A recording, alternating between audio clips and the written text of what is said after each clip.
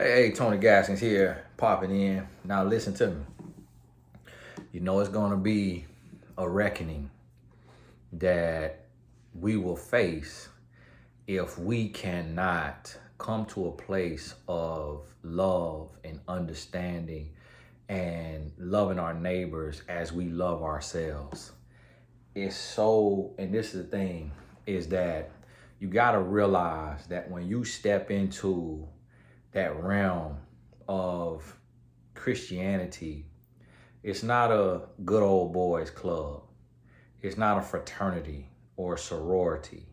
It's not something where it makes you better than anybody else.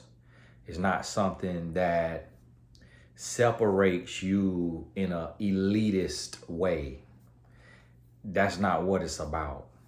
And one of the things that I learned, and I had to learn the hard way when it comes to judging people, is I realized that we all will be tested.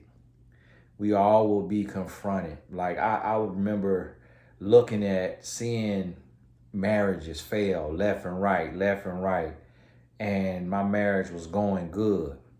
And then I'm looking and I'm judging other people. I'm judging other men.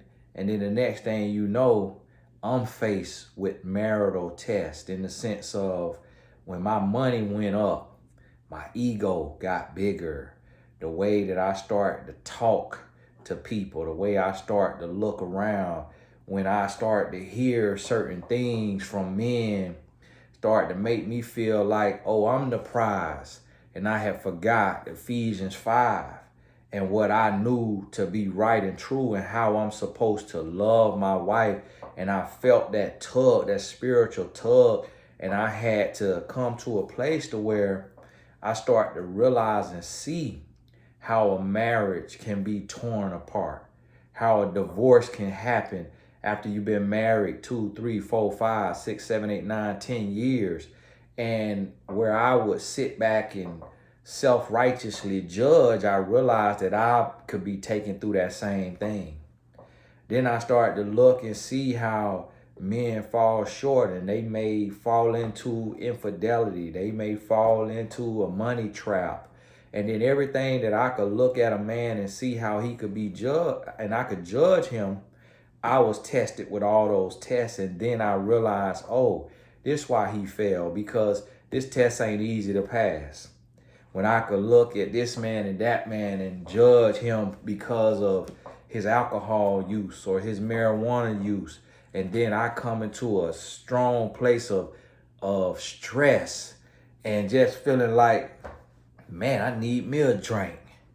Man, I need me a glass of red wine. And yeah, you may say ain't nothing wrong with it, but then what about if it go to 2 glasses?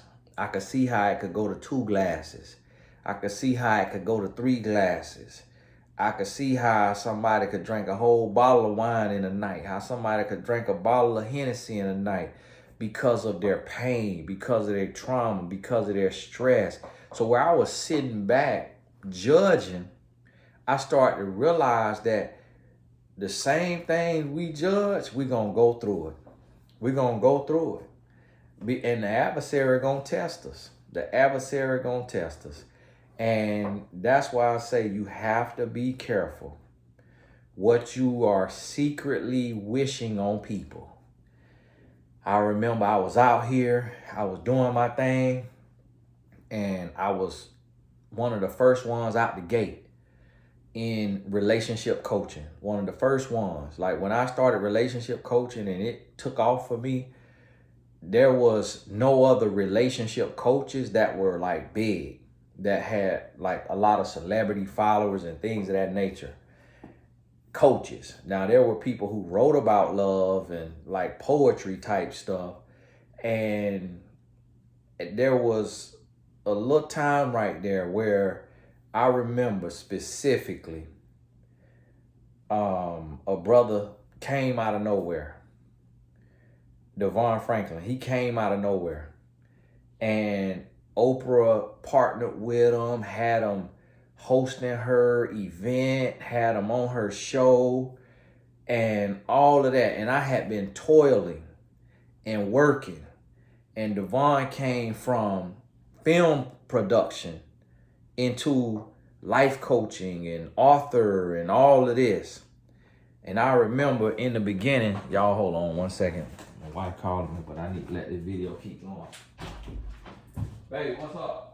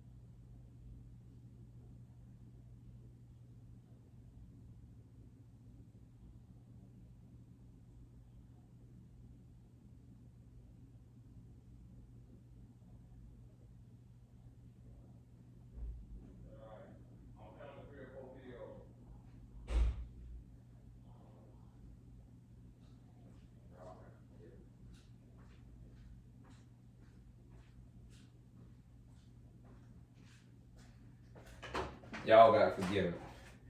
I'm in here working. I ain't telling my wife I was gonna be working. She combing out our youngest son hair, and they watching a show on Netflix or whatever about dogs, and she called my phone to tell me to come look at what the dog was doing, cause the dog faking injured when he with the man, his owner who injured, and then he sprinting like crazy when he with the mom, the woman who she not injured. And we was talking about how dogs have personality, they could fake and all that. And she called me in there. And there's something about it. I'm gonna tell you, like, I've been working on my marriage just by working on my mindset, my mentality. And I started to realize when I seen pastors that I know go through a divorce, pastors that had me speak at a church that I looked up to and respected, and I see them go through a divorce. When I seen pastors' daughters, dealing with married men, when I seen ministers and other people who may not be a pastor of a church go through divorces, when I seen relationship coaches get caught up in infidelity and all of that, it started to really wake me up and say, listen, you better be very intentional about your marriage. Don't fall asleep.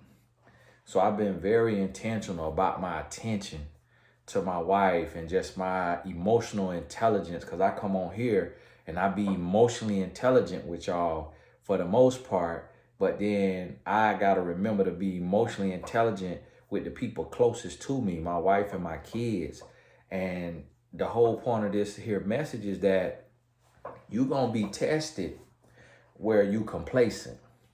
You're going to be tested where you arrogant. You're going to be tested where you feel like it ain't no test. Like what you brag about, that's what the devil want to test you. So guess what? I have to stay on my son because he's a great kid. And I've been just bragging about straight A's, no A minuses. And then this year he got an A minus, and on the last report card he got a B plus. Hey, I told you about the A minus. I mean the straight A, no A minus. I got to tell you about the A minus and the B plus. So the very area that I've been bragging about, he got lax in because getting older, social media, I let him have Snapchat. And so now, boom, I'm right back on. I done cracked down on his behind 30 minutes a day on that social media. Phone down 9 p.m. Plug it in. His phone not in his room at night. He got to put it in another room on the plug. Cracking down on him. And actually, I'm going to start having him put his phone in my room because I've been noticing, I've been hearing him get up in the middle of the night. I don't know if he going to deal with his phone or going to get some water or what, but he leaving out of his room, going over there. So I'm going to have him start putting his phone in my room, most likely. But I say that to say, just how we've been talking about this here situation, and there's so much judgment and there's so much condemnation, there's so much holier than thou, you better be careful that you don't get tested in that area. And it might not be that area, it might be another area. But that conceit, what do the Bible tell you? Pride comes before a fall. Pride comes before a fall. And I done seen it over and over and over again. Pride comes before a fall. Lord, right now, in the name of Jesus, humble me, Lord, in the name of Jesus. Listen, I done been in places to where, boom, all these men, I see all the men bragging about their money. Everybody showing Rolls Royces. Everybody showing Mercedes Benz. Everybody showing jewelry and watches. And as a man, you want to feel successful. You want to feel like other men. And so I take and say, hey, I got some money too. Hey, I got money. So I go to bragging in my speeches. And listen to them. I seen this very thing happen. I go to bragging in my speeches and talking about money. And then guess what? Went through financial hardship. Money went way down. Money cut in 50%. Money cut in half. The area that you get conceited, the area that you think you got it all sold up, the area that you take pride in, that's the area you're going to be tested in. I cannot tell you how many women have wrote me or did a session and in tears, countless in tears, because they were abstinent for years, whether it's 1 year or 5 or 6 years, and then fell into fornication. And then ask yourself this: how can somebody have the self-control to abstain for years and then ever fall back into fornication? But guess what? It is possible. It is possible. I never forget when one of my clients who had lost all faith in men said to me, Tony, yeah, you faithful now, but what about in 10 years? And as my marriage goes on, I realize I have to pray. I got to stay prayed up, because guess what? Sometimes you running off of will. Sometimes you running off of reward. Sometimes it's easy to be and do right and good when things are going your way. But when things ain't going your way, when you test it, when you not happy, when you stressing, when you struggling, then who you gonna be? Who are you going to be when you're not receiving a reward? Who are you going to be when things are not going the way that you thought they were going to go, or the way that you prayed for them to go? Then what are you going to do? And guess what? Each and every one of us will be tempted and will be tested. So I can sense in the spiritual realm where I could hear the devil. See, what the adversary going to do, he's going to say stuff. He's going to speak stuff to you. And see, this is the thing that a lot of people condemn themselves for their thoughts. They condemn themselves for the temptation. It ain't the tempt. You're going to be tempted. You're going to hear certain things and think certain things. It's what you do. It is what you do. You can't control every thought. You could confront it as soon as it pop in and reverse it or invert it. But you're not going to be able to control every little thought because of how fast the brain is going. So that's why Jesus said, if you lust in your heart, well, that don't mean if you see a woman. That means if you lust after that woman, because if you could see, you're going to see her. But seeing her and lusting after her, that's two different things. See, that lust going to take some extra. So you could see her, God bless her. God bless her, pretty lady, God bless her. If you don't catch that, the next thing you know, male or female, this could be a woman looking at a man. Next thing you know, my goodness, oh my goodness, but that thing, that thing probably good. You'll get beside yourself. You'll mess around, start having visions. If you don't catch that thing, now you're in lust, now you're in sin. And that's where you're going to be tempted and tested at. So I could hear the adversary whisper little stuff. I wonder what that woman will be like as a wife.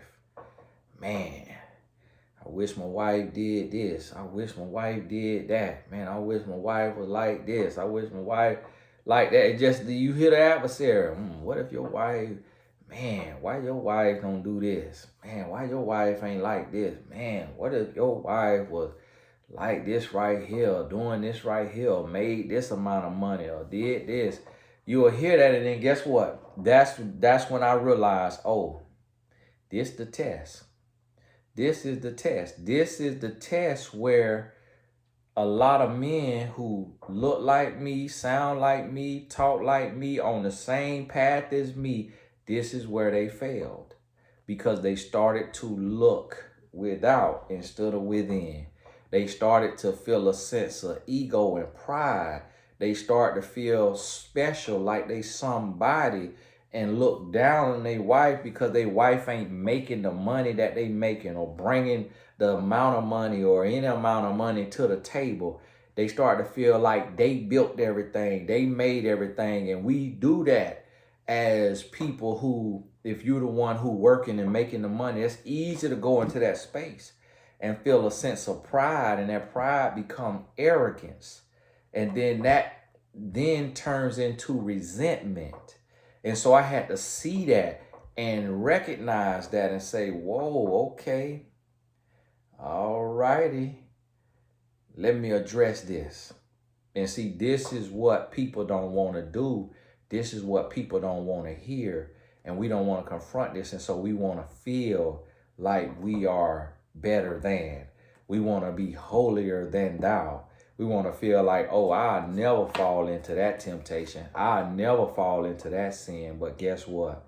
And a lot of time, the people who be the loudest with their condemnation, with their judgment, with their holier than thou, gonna be the ones who struggle the most behind closed doors.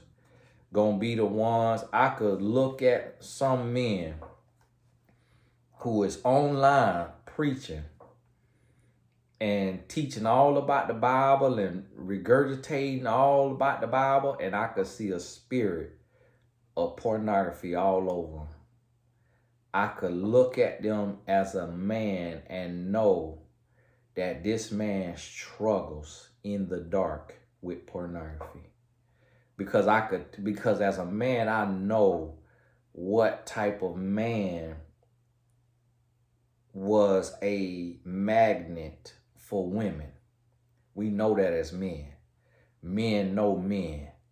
And 9 out of 10 times, if a man did not have his pick, if he couldn't get the woman he wanted, and if women weren't after him, 9 out of 10 times he went within and he got into pornography, and that became his fantasy and his outlet, and that became his girlfriend.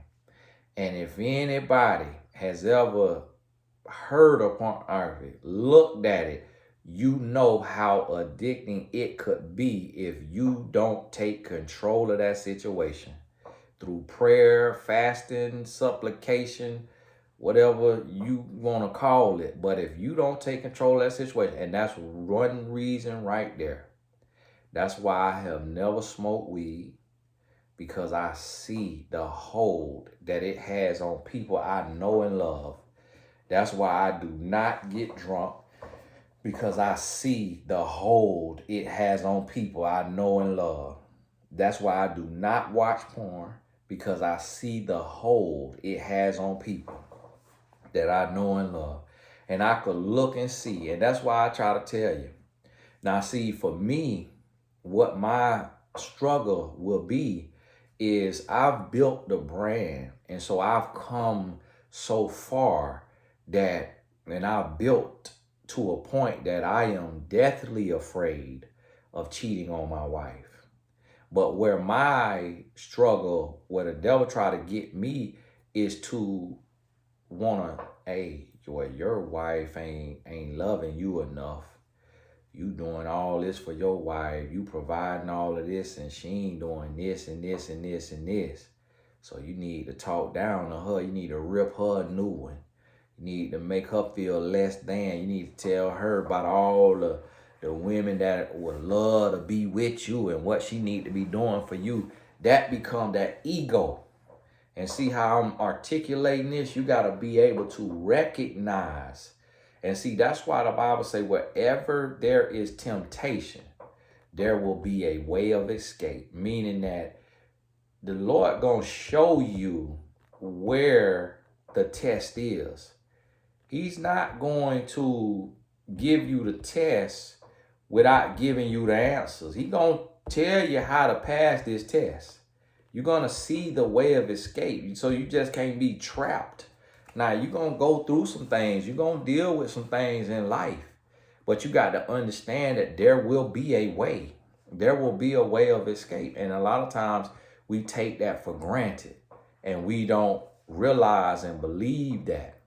And so I'm telling you, it's a time right now, especially in our world, for prayer and supplication. It's a time for submission to the will and the way. It's a time for humility. It's a time that you pray for understanding, that you pray for love, that you pray for grace, that you pray for mercy, and that you not operate from a place of judgment and condemnation, that you not try to become the judge and jury of somebody else's sin. I see so many people talking about, oh, it's not judgment if we call it sin, sin. Get the plank out of your eye before you try to get the speck of dust out of somebody else's eye. Instead of worrying about what's good and bad that somebody else is doing, worry about the good and bad that you doing. Worry about where you need to be working on yourself.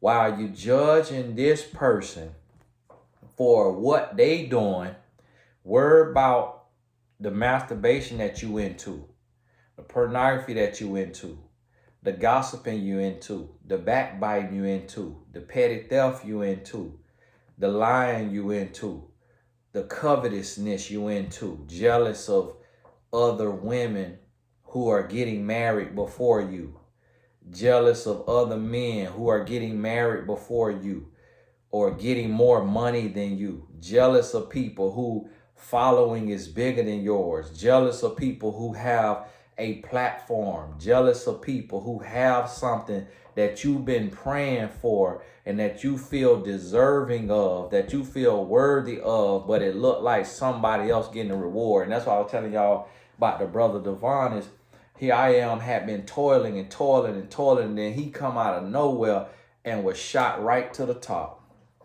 And you know what? I wanted to be jealous. I wanted to be jealous. I wanted to, compete. I wanted to be mad. But instead, the Lord hit me one day. And the Lord said to my spirit, listen, son, understand, you don't know what kind of trials and tribulation these other men that look like they shot out of a rocket that's going from the bottom to the top overnight, it seems. You don't know what they're going to suffer. You don't know what they're going to go through. You don't know what demons they battling. Don't envy anybody. Instead, pray for them. And I remember anytime I would see that brother or another brother like him, I would say, Lord, give him the strength to pass the test that he's going to be tested with. Lord, give him peace and strength, because what he may face could devour him. And I started to pray that prayer for Devon Franklin and Steve Harvey and all the men who was giving motivation as black men and blowing up. Lord, let them not be a mockery. Lord, convict this spirit if he doing something behind closed doors that he going to be exposed in the light, something that's going to cost us in the body of Christ. Lord, convict this spirit if he playing with you. And I start to pray that prayer instead of being jealous. And then guess what? I start to see people go through publicly. People that would have said, oh, this competition. I start to see them go through publicly. And then the Lord reminded me, this is why I told you not to be jealous. Because you don't want to pick up nobody else's battle. You don't want to have to fight nobody else's spiritual warfare. And I saw this guy over here get a celebrity woman and in a blink of an eye, the relationship done. This guy over here get married secretly and don't even say nothing or mention the wife, and then get caught in infidelity and not a wife and everybody like, whoa, I didn't even know he was married. And then I saw this guy over here go through a divorce. This guy go through a divorce. This guy go through a divorce. This guy become a laughing stock and people picking on him and talking about him because he on his third marriage, and people talking about his wife and talking about she a gold digger and talking about she used to be with dope boys for money and talking about her daughter, and then this guy over here get talked about and called a charlatan, called the Antichrist, and called all of this. And this guy over here go through scandal with his wife and he on the pulpit. And this guy over here go through scandal for spitting in his hand and rubbing in somebody's face. And all of these people that I could have looked at and been jealous of, the Lord say, don't be envious, instead be prayerful. Because if you jealous of them and you praying on their downfall, you gonna end up falling instead of them. You gonna fall in sin. And we don't need them to fall, don't want them to fall, because then it's a black eye for everybody. Do you know when the young brother who was married, and I had no clue he was married, got caught in his infidelity, I lost thousands of people online because of his infidelity. Like noticeably. It normally, when I don't post, they purging the dead accounts and the fake accounts, the bots, they purging them all the time. So if I'm not posting and gaining 400 new people a day on Instagram, I will be losing people but not gaining people. So my following will go down like 1,000 every 7 days or every 14 days unless I'm posting and gaining new people. But when this brother got caught, the next day I log in and I had lost like 3,000-4,000 people. And that ain't never happened, but it was because people said if he fake, then he over here is fake too. If he fake, he fake. And when the brother who passed away, when he blew up, I started losing people because they started saying, he promoting this, he pushing this, you must be the same. And I remember when the brother got caught cheating, I had on the very same day, 3, 4, 5 people write in and say, delete me from Tony Gass's Academy. I hadn't done none to these people, but people started lumping me in. I remember there was a Jezebel spirit of a woman on YouTube. God bless her, praying for her, praying mercy on her, because I live right for the Lord. I'm not cheating on my wife. I'm not scamming people out of money. I live right. So when somebody's speaking on me, they speaking on somebody who living what they teach, who living a righteous lifestyle to the 100% best of my ability. So this lady had took my name and put it in her mouth with this man who was cheating on his wife and got exposed by multiple women. This lady lumped me in, and she don't know me from a can of paint. Don't know me from the man on the moon. but lump me in. Now, I ain't looked at her page. Somebody brought it to my attention. I ain't looked at her page. I ain't checked it out to see what she went through in her life. And I pray, Lord, have mercy on her, because when you go to talking about people and trying to destroy people's character and destroy their name, and you don't even know the person, you don't even know it, but you mad because their following is bigger than yours. Their voice is louder than yours. They got more reach than you. They got a platform that you're jealous of. And guess what? I used to be that person. That's how I could see it. When I first started to kind of get a little platform on Twitter in 2009, 2010, I was jealous of Rev Run and Russell Simmons, because they were the motivators on Twitter. They were the loudest. They got the most retweets, the most traction, and everybody was looking at them like wise gurus. But the Rev Run account, which I don't believe he ran it, was using a lot of my content. So that angered me. And I saw a little snippets of my content kind of being used on Russell Simmons' account. And then look what Russell Simmons went through.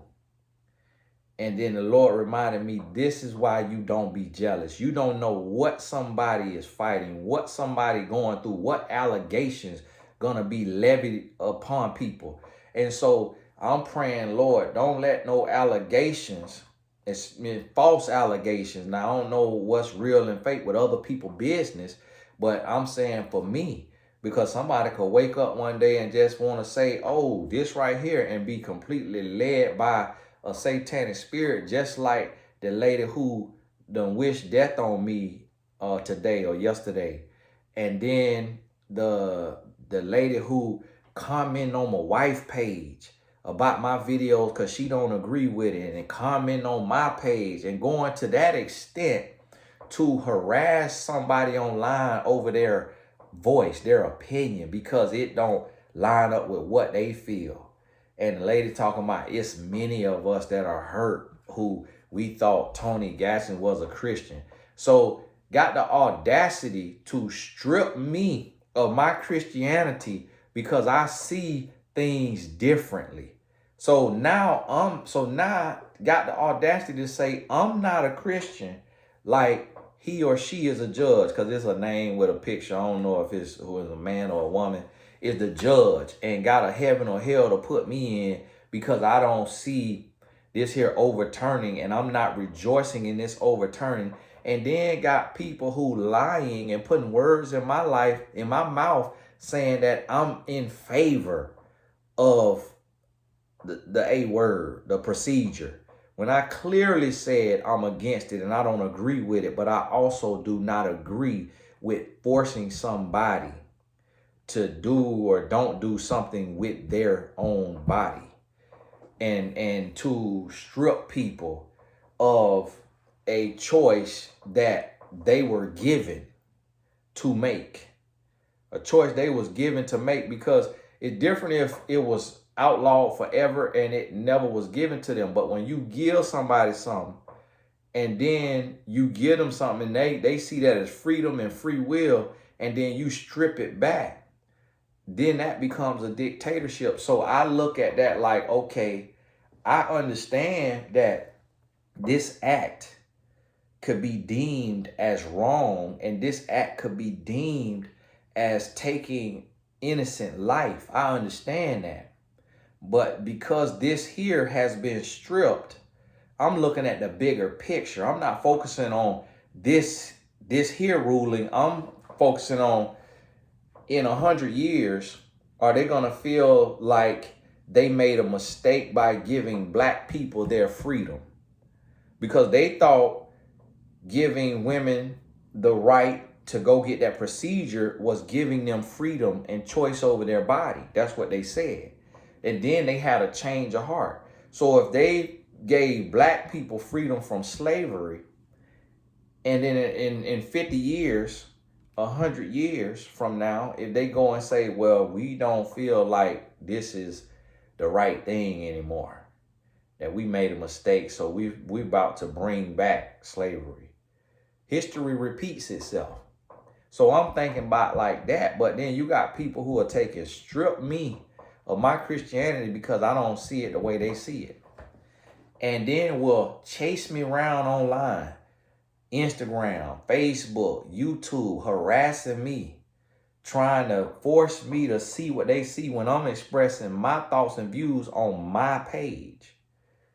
And because what I'm saying they don't agree with, they got to be on my page instead of just unsubscribing and going about their business and praying for me if I'm in the wrong, praying that God show me.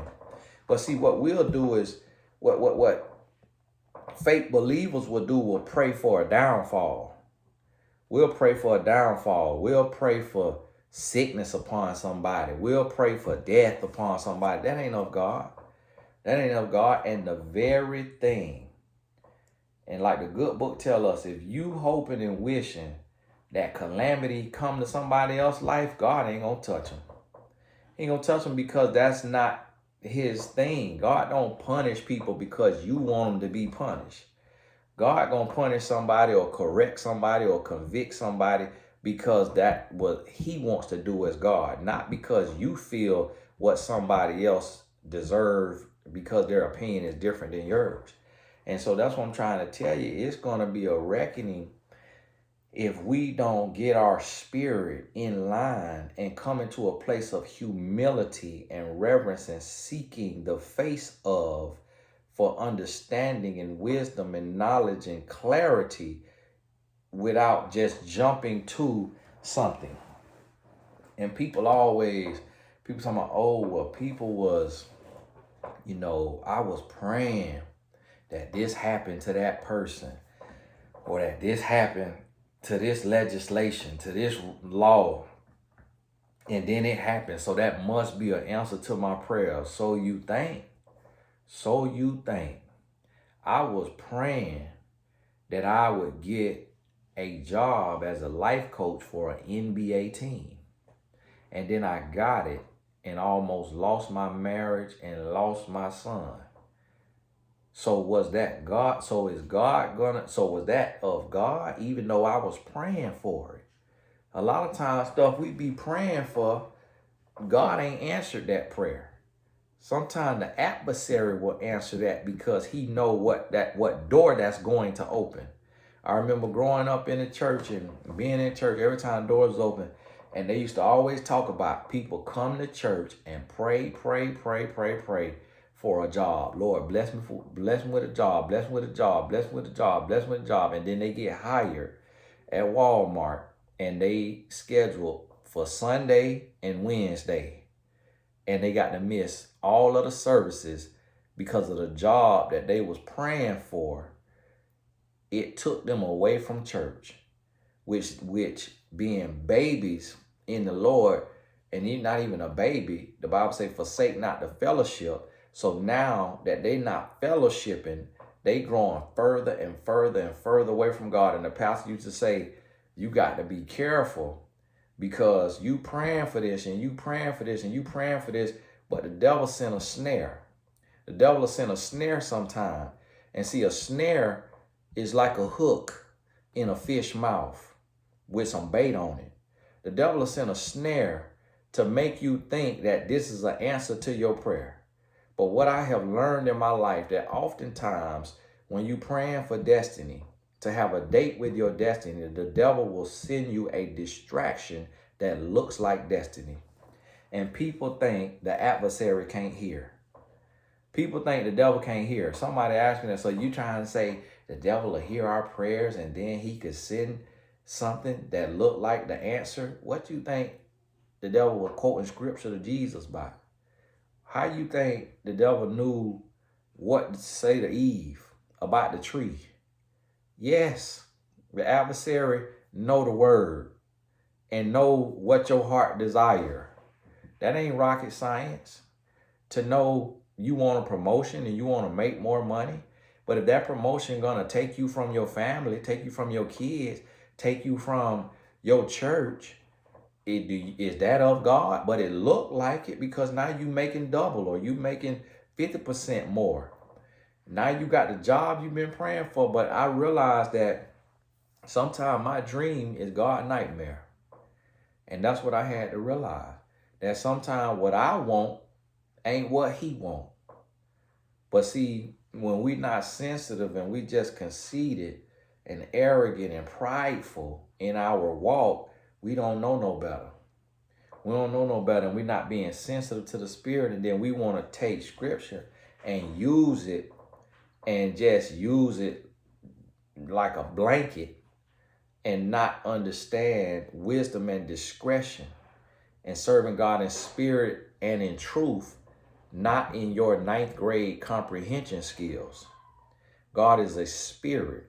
So a lot of times we misapplying the word because we don't even fully understand the context, the translation, and what that word represents. And we trying to take and make apple pie with oranges and then call it an apple pie. And that's what you got to realize, is that when you become sensitive to the Spirit, you're going to start to understand that not everything God tell you going to make sense to everybody. And that some of the things going to look funny to people who think they righteous. So just like when they looked at Jesus and they said, oh man, you over there talking to them women that cheat on their husband. Oh man, that ain't right. You in the wrong for that. But don't understand the unction that he was under. What he was being led by his father, that had a message that they ain't fully understand. Why you talking to people? Why you doing this? Why you doing that? Why you healing this person? Why you letting this person touch the hem of your garment? Why you doing this? What's going on now? They couldn't understand everything. And that's the thing, is like, you might not understand somebody else's message because God didn't give you their mission. So you don't know what this person is hearing in the spiritual realm. You don't know what this person is dealing with in the spiritual realm. I got a quote that went viral, and then the other speaker stole it and started making like it was his. And I confronted him about it, and he gonna tell me he been saying it since high school. Boy, you don't shut that lie up. But the quote says, and another speaker done tried to use it too, but in his own way. Instead of just quoting it and saying, this is what Tony Gaskin said, and giving people credit for their message because of them having to carry the mess to get that message. But the quote says, you can't expect people to understand your grind if God didn't give them your vision. In this very message, I just wrote another quote that says, you can't expect people to understand your message if God didn't give them your mission. See, everything that somebody who walking with the Lord is called to say or do is not going to make sense to you. And it wasn't until I came to a certain place in my walk that I started to understand that God ain't going to give me the marching orders for another man. That my march and my battle is not going to look like the next soldier marching battle. That he could be called. So, example, there will be a man who is called to minister to gay men and to gay women. I can't condemn him for loving on them and supping with them and spending time with them. I can't condemn him just because the Bible in the Old Testament, before Christ came into play, said that that is an abomination and that Sodom and Gomorrah was burned down. I can't take and condemn him because I don't know what marching orders he got. But this is what I'm going to do. I'm going to pray. And I'm going to say, Lord, if that's you, grace him, cover him, bless him. If it's not you, convict his spirit, deliver him, minister to him, in whatever ministry it is. I heard one guy say that he was called to go into the strip club and to pluck them women off that pole. And I looked at him with a side eye because I was like, ain't no way in the world you finna be going in strip clubs and make it out of there without lust and sin in your spirit. Ain't nowhere in the world you finna be called to that. And then guess what? God called me to coach prostitutes. Prostitutes and porn stars and strippers started hiring me for coaching. And I had to be in the trenches with them, talking to these women for hours at a time. And God gave me a strength to where I wasn't even attracted to these women. Right now, I'm coaching women who are some of the most desired Instagram models in the world. Every rapper, I done coach women who show me DMs from the biggest men in the world. And God take and curve my appetite of lust or that spirit to allow me to minister to this woman. And then guess what? Guess what I found out is that I was called to be able. So here's the thing: what people don't understand, and this what a lot of Christians who think they Christians and judging and condemning don't understand. So God allowed me to. I went through by the age of 21. I had been with over 100 women, and I stopped counting. And so that is absolutely disgusting. That is absolutely appalling. But from where I'm from, that was the norm. That's what every guy did or tried to do. That was the norm. That was all I knew.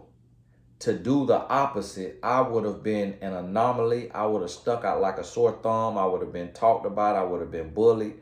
I would have been picked on. And I didn't have, at 15 through the age of 21, I didn't have the mental fortitude to be an outsider and to walk alone on that narrow road, even though I knew the Lord.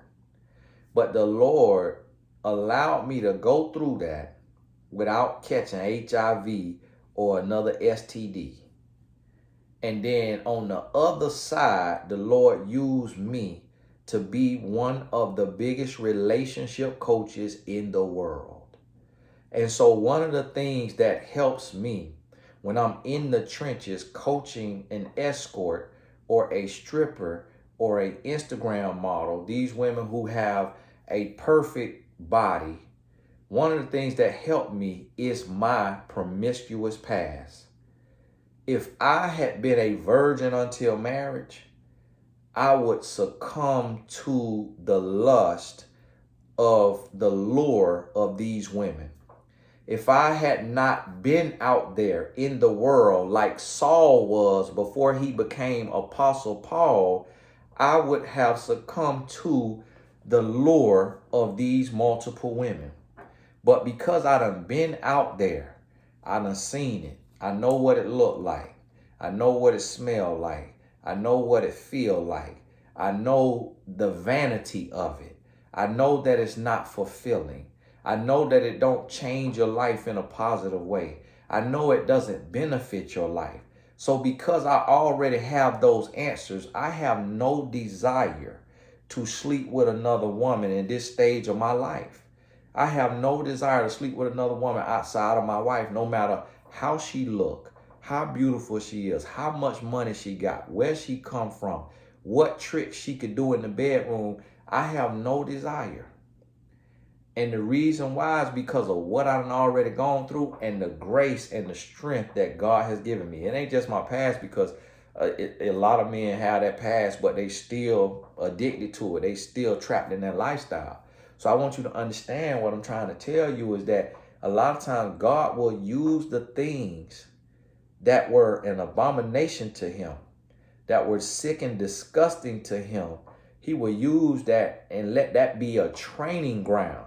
When you had turned your back on him, he'll take that what you went through when you was in the world and then bring you over here and use you in a way that set the captives free, that saved lives. And this is what I'm trying to tell y'all.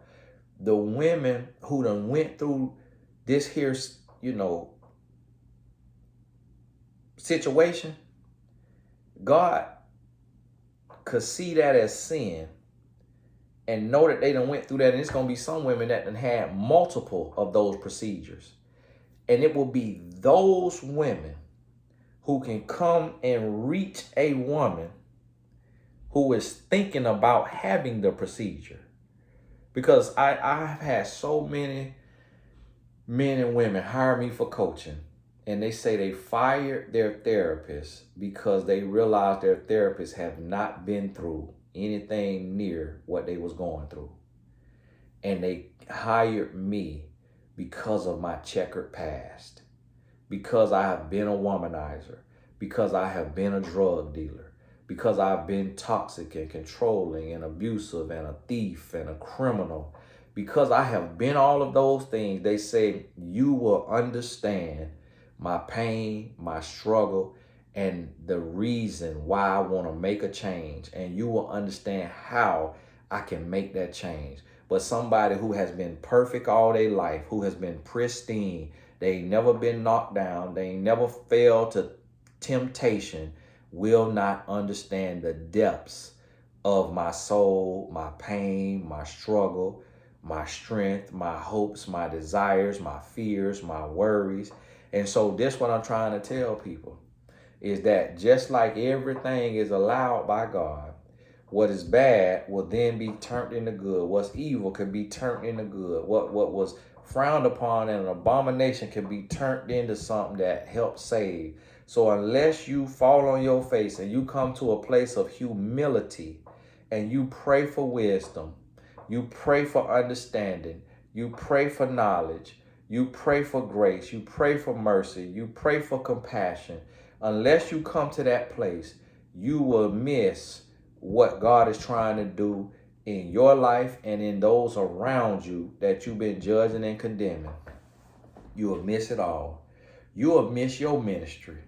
You will miss your ministry, and your pain won't become purpose. Your mess won't become a message, because you're holier than thou and you're so righteous in judging others because you done learned how to eat steak. Now you critiquing how somebody drank milk. And guess what? You could fall on your face and have all your teeth knocked out and be put right back on milk. You better listen to me. Better listen to me. Better hear what I'm trying to tell you. So listen, it's time to get right. It's time to get right, and it's time to get ready.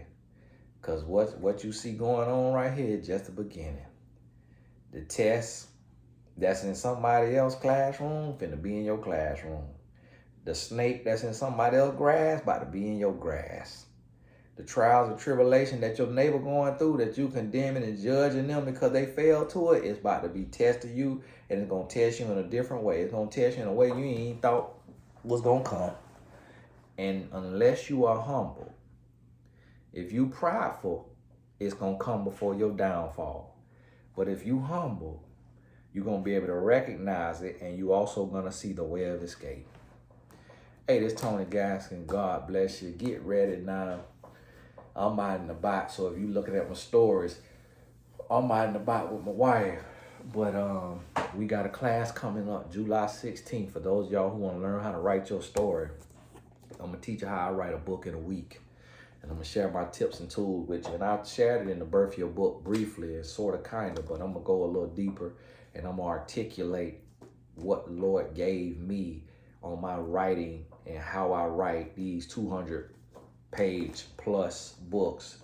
This book here, my wife helped write some of it, and they always have to delete some, but this 227 pages, my wife probably wrote 40 pages. This one here is 224 pages. 225 pages. So I lied on my email. I said 250 plus. I lied. Lord forgive me. They're 225 pages. I'm going to show you how I write a 225-page book in a week. So it's on TonyGastonAcademy.com. You're going to see it. Say Birth Your Book Live. Grab your spot, and I'll see you in class soon. God bless you. We'll talk soon.